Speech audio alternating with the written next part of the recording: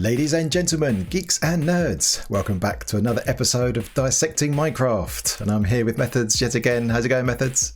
I'm fine, how are you? Yeah, doing well, thank you. Right, so we have got a good episode for you this week. This week we are going to be talking about clocks. So right, we're going to get into this thing, but before we get on to the main attraction, the main topic of the clocks, we're going to review some of the homework, the challenge from last episode. So just to recap what that challenge was, it was to produce an odd number game tick pulse, right?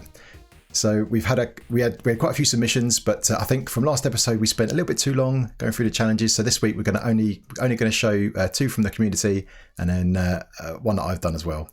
So this one is by Capix in our Discord, and this one is configurable, which is quite interesting. Do you want to talk about this one, Methods? All right, yeah, no problem. So we have this hopper here, it's locked, and depending on the amount of items you input here, so let's start with 1. This torch here will unlock. 2 game ticks later, the item will be instantly transferred into this hopper. This will, 2 game ticks later, power this comparator. And then it takes 2 game ticks for this redstone block to move, 3 game ticks for this redstone block to arrive here and power the thing. Mm-hmm. And the item will only stay 8 game ticks in this hopper here until it's transferred into the chest. So therefore we have 8 minus 5, which results into a 3 game tick pulse per item, of course. And then with every item you add more. What was it again? It was 8. So 8 game ticks. So there's a little formula here that Capix has supplied. So it's however many items you put in here. So you times it by 8, and then you minus 5, and that gives you the how many game ticks you get at the end. So yeah, one item will give you a 3 game tick pulse. So yeah, pretty interesting. I thought that one. Now this next one is from Samos the Sage, and this is a 1 game tick clock. And yeah, as he said here, he said that it's 1 wide tileable, which is a nice little benefit as well. Now, yeah, I don't understand how this one works, so I've been scratching my head. So maybe Methods, you can fill us in. Okay, so after 2 game ticks, the bottom observer triggers, powers the piston via QC. The sand block gets moved up to here. After 2 game ticks, it arrives. Also, after 2 game ticks, this observer here triggers. And then we power this piston here by a moving block. Therefore, it actually takes 3 game ticks to react. And then only 1 game tick is left over. Therefore, we generate a 1 game tick. So it uses, like we shown in the last episode, piston being powered by a moving block. Therefore, we basically shave off 1 game tick, the whole thing. Right, awesome. Yeah, that's very impressed with that one. So well done. That was really good, Samos. Thank you for that. All right, now we get on to my monstrosities. So look at these 2 nice little small ones, and mine is a bit basic, I think, but probably at my level, to be honest. But anyway, yeah, so I've done 2 here that are slight variations, just to make sure I understood things. So let's talk about this one first. So this one should be an 11 game tick pulse that it should give you.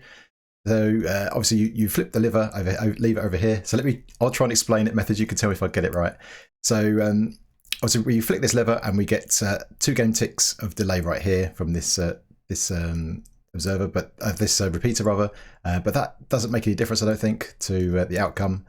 So this powers this block, and this powers this line that goes this way instantly. And then we get to this repeater, which delays for two game ticks. So remember that 2 game ticks, which powers this block, powers this dust. So this dust is powered after 2 game ticks. And then at the same time over here, we get this piston. So that takes two game ticks. And then we get 3 of these pistons that are powered by other pistons being moved. So they're 3 each. So that's 9, 10, 11. And then we get this repeater here, which is another 2 game ticks, which powers this block. And because this moves instantly, they will instantly cut the line. But we've got this repeater over here, so we have to take that repeater, which is 2, away from this one. So this 11 plus 2 here is 13, minus 2 is 11. How did I do? That's correct. Just a little tip. Mm-hmm. If you have something like this, so the block doesn't instantly move, it instantly starts moving, and therefore it can no longer conduct power. Right. And this will start turning off instantly. Right. And then another tip is, so you have the repeater here, and on the other side, you can pretty much just ignore both of them. Right, yeah. Okay. All right, awesome. So then this one over here is basically the same thing, but instead of removing the block that's continuing the power through, it actually cuts the line. And this one, instead of being 11 game ticks, is actually 13. And this is because the only difference is how this piston is configured. So like we said with that one, because the block's been moved, it instantly depowers, like you just said.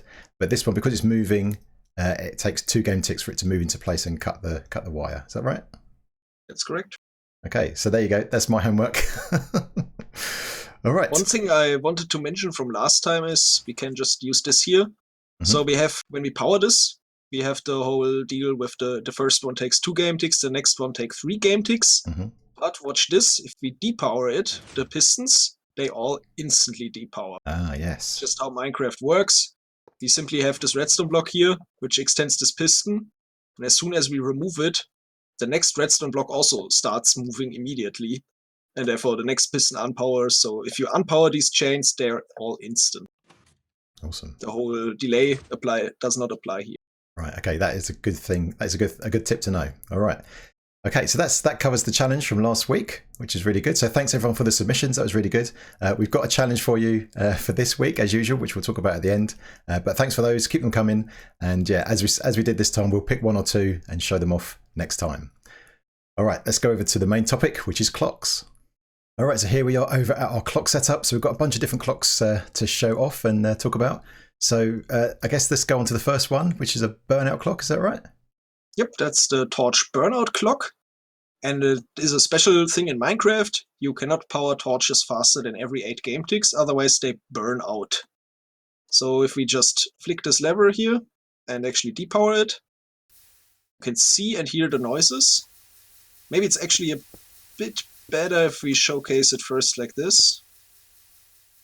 Only one of them.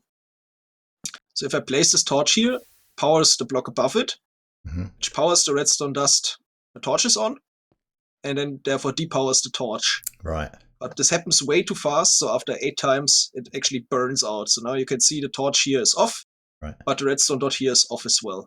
So that basically happens in a loop. It's just it's a self-fulfilling loop. It's looping itself. Yeah. And since it's too fast, the torch actually burns out, just turns off.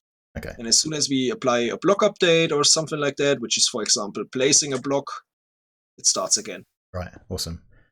Okay. So, and to automate this, pretty much, you can just use this here, mirror it to all sides, and then the torches will actually update each other. Right. So if we turn this off, you can see that always one torch will be running. And you can hear loads of burnout noises. Right. So in this case, this will just keep running. This redstone here will just keep updating. Yep. Since we use 4 of them, right, we can always get a pulse. Right. Awesome. One of them will always be running. Okay, that's a good trick. I've not actually seen that before. I've seen these before, like with an example I've handily set up here is one I made earlier. So this is something you might see in in the real world. This is like an Enderpearl Dispenser. So this is the same thing. We've got a couple of droppers, one on top of the other, redstone dust on top, and a piece of string underneath to provide the update. So when you walk into this and touch the string, it updates. It powers both of the droppers, so you get 16 enderpearls, which is a stack, which is useful. So there's a real world use for a burnout clock if you want to do that kind of thing. Okay, so next we have probably the most basic and most well-known clock in Minecraft, which is the simple comparator clock. So how does this work? We have a comparator here, and it's in subtract mode. So what is subtract mode? Basically, it will subtract the signal that comes out of it here from the signal that goes into it. Right. So let's quickly freeze the game, turn this on, advance it by 2 ticks. So now you can see it on. Right. You can see the redstone levels on Logic's screen right now. So we've got 15 is coming directly out of it. We have 15 coming out here, and we have 13 coming in here. Right. So after 2 game ticks, it will actually only output a signal of 2. Right. And this signal of 2 will only power those 2 blocks here, not this one. And therefore we can basically subtract and create over and over. So let's unfreeze the game. And if you look at it real shortly, you can see this is always 13, this is always 15, and therefore it subtracts. Only 2 are left over. And one thing of this is, for example, if you take an output here, you can see this will actually never turn off. But as soon as you go far enough away from it, so the signal actually reaches 0, it will stop blinking and create a fog empty clock. Right. Awesome. I think this is one of the kind of basic things that I see very often, but unless you actually think about it in these terms, it's very hard to kind of actually grasp what's going on. But that's really cool. All right, awesome. And of course, you can make those longer. So you can just add repeaters into the chain. It does not matter if you subtract 15 instead of 13 here. Since we have repeaters here, this will be converted into a signal strength 15. Right. Right, that's cool. Right. So if you wanted to have this clock, so you could use these repeaters with different delays, can you, to just make a clock that blinks at different rates? Of course, you can adjust these repeaters as much as you want, and it will always add a double delay. Right. So of course, so this is very simple, but the cost of the simplicity is that it would grow quite big if you wanted to. Yeah, it gets quick fast. Yeah. Okay. All right. Awesome. That's useful. Then we have I think that's probably even more basic than the comparator clock. This is one of the very first clocks in Minecraft. So what do we do here? We just generate a short pulse. And then we power this repeater after 2 ticks, for 2 ticks. And then we power this repeater here for 2 ticks, after 2 ticks. And it just loops around and also creates a 4 game tick pulse. Right. And as you can see, those 2 sides here are offset. So if this side is on, this side is off. And you can simply use this to also make a 2 game tick clock by connecting both outputs to each other. So if we just power this here real quick, this is actually a 2 game tick clock. You can't really see the dust turning off, but you can, for example, hear a trapdoor clicking. Wow. A wonderful noise machine. That's pretty much its only use. Okay. Also, something else I wanted to show is a lot of people don't know how to turn these clocks on and off, since you kind of need to feed in a short pulse, and you also need to turn them off from time to time. Okay, so I wanted to show how to turn this on and off, because you kind of need a short pulse to turn these on and off, and you also need to remove the short pulse somehow. So you can simply add a slime block with an observer and push this in. Therefore, we create a short pulse and it will turn on. And if you want to turn it off, you just pull out the block. It's off. Right, interesting. Very good. All right. That is, brilliant. Okay. Okay, next we have I think the best clocks in Minecraft, which is pretty much observer clocks. Yeah, I must admit, I love an observer clock. I use them all the time. I love them too. They're really the best thing. So how does this work? We have the lever here. We depower the lever. It instantly depowers the rail. The observer detects that. After 2 game ticks, it powers this block here, which in return powers this rail instantly. And then 2 game ticks later, we power the other rail again. Yeah, so it's similar to the torch burnout we had before. It's a loop that just goes round and round forever, powering itself. Yeah. If you just depower this here, you get a 4 game tick. And then you can take an output here, or if you want it also here, then you add them offset again. Right, yeah, awesome. Yeah, of course, yeah. Okay. Here's a different way of doing the exact same thing. We just push 2 observers together.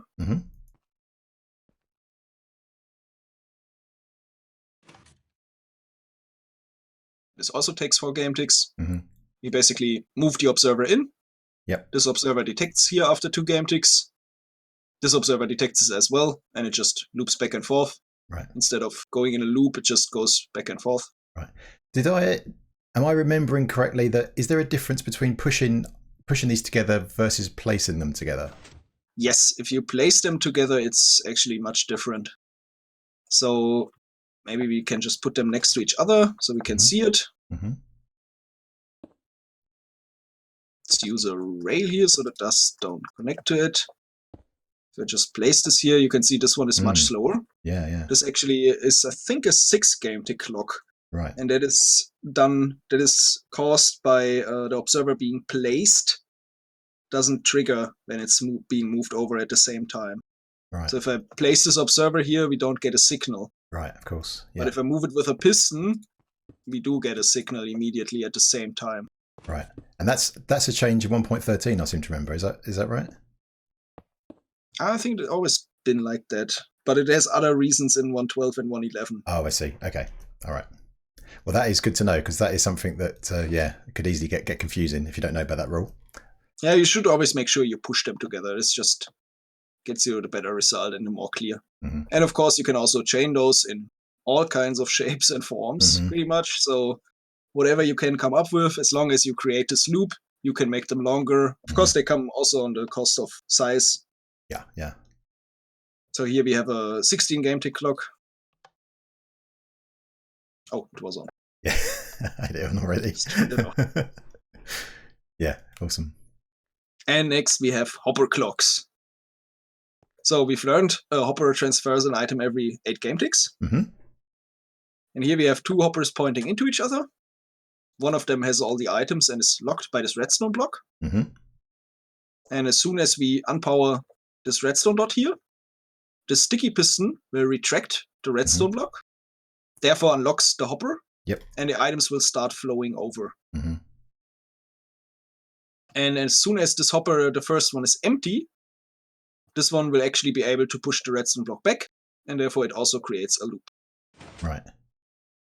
Oh, if we just watch this for a second. Right, so they're both powered, so they're both trying to push, but because this piston is already extended, the other piston can't push into it. Exactly. And as we know, every item adds 8 game ticks. Mm-hmm. So you can have an adjustable clock, which is really nice to do. And this one here loops. So if you turn it off, it just triggers all the time. And here we have a slightly different version. The only difference is on one side, we do not use a sticky piston. Okay. And therefore, this, if you update it, will only go through one cycle. So right. you power this redstone dot here real quickly, or you just, as you can see here, this redstone dot is lit, but the piston is not extended. So how did we do this? We just update this piston here. Right. Pretty much exactly the same thing. As soon as this unpowers, this will push back. And now this here will unpower. And then it actually unpowers this, but this one here is still powered. And then it powers here again, and the piston doesn't know that it can extend again. And therefore we have one that basically just goes through one cycle until you say it do a cycle again. Right. And with these hopper clocks, what kind of time can you get out of these? If I filled this up with items totally, how long roughly would these last? Let me think about it. It's 8 game ticks per item, and it's 5 times 64. It's 320 times 8. It's 2,560 game ticks. Divided by 20. It's 128 minutes. Wow. No, 128 seconds. 128 seconds. Yep. Okay. So slightly above 2 minutes. Well, I'm very impressed because I put you on the spot there, and you did maths on camera. So yeah, very impressed. I totally didn't open the calculator on Windows. No. Yeah, I could tell that was all mental arithmetic. Yeah, well done. You backstab. Oh, I love it. All right, before I get into any more trouble, let's move on to this one, the next one. Okay, it's basically the same thing. We just doubled up on the hoppers. Right. And here what is happening, we have 16 items here in the locked hopper. It's being detected by this comparator, and it will lock the next hopper. So until all the 16 items have gone through, and they're all gone into this hopper here, then it will actually unlock the hopper, and it can transfer into the next one. Okay. And therefore, I think every item actually takes 10 game ticks. Because we have the extra repeater here. You just see that running. So if I depower this,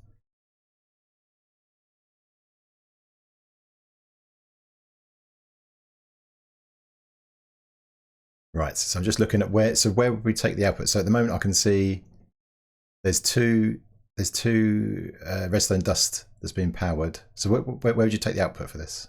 You could at every block here take the output. Oh, okay, right. So you could take an output here, here, here, here. Of course, also at these redstone dusts. Right. Of course. You could take an output, and that's about it. Right. Okay. Pretty much everywhere. Yeah. Okay. You just have to keep in mind that if we lock this clock, this here will be on. And if you want the max delay from this whole thing, which is 7.5 minutes, then you obviously want to take the output here. Right. Since it takes the longest amount of time to actually complete a full circle. Right, I see. Okay, awesome. I think I've seen some clocks where it has the hoppers like that, but yeah, I've not seen this like used very often, this one. It's actually a super old Ceph-Blink design, I think. Right, okay. It's at least 5 years old, minimum. Wow. And then lastly, we have the super nice 8 game tick dropper clock here. So as we know, hoppers transfer an item every 8 game ticks. And it just transfers it over. And after 2 game ticks, we push it over again, and then it waits here a little bit before it can go over again. Just a super simple 8 game tick clock. And of course, you could take your output on this side, or even the Comparator. Ah, right, I see. Or yes. here.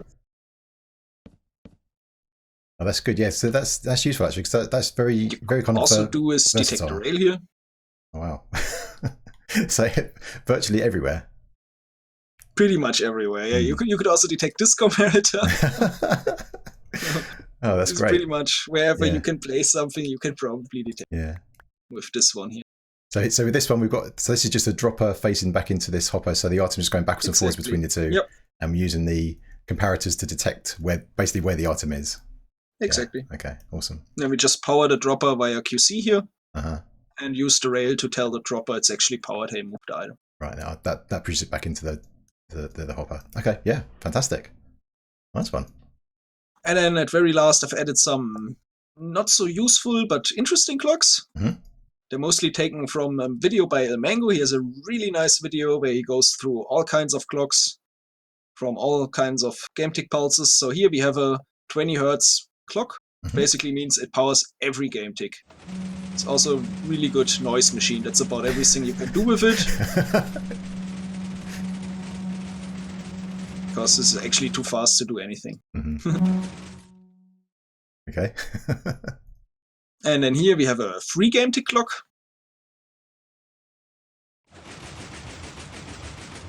Can't even see the piston really moving. Yeah. The redstone block not really moving, but this is as fast as you can power a piston. And we basically just 0-tick the block back in. Okay. And since it's not 0-tick chained, like I showed in the second episode, where we moved the block twice within 1 game tick, it actually takes 3 game ticks forth. Okay. Okay, and then here, at last, it's pretty much the exact same thing as here. But instead of moving 0-ticking this block here back, like we did before, we've just added a repeater, 2 game ticks delay, and therefore it's no longer a 3 game tick clock, it's a 5 game tick clock. Right, nice one. So every 5 game ticks, we will get an output right here.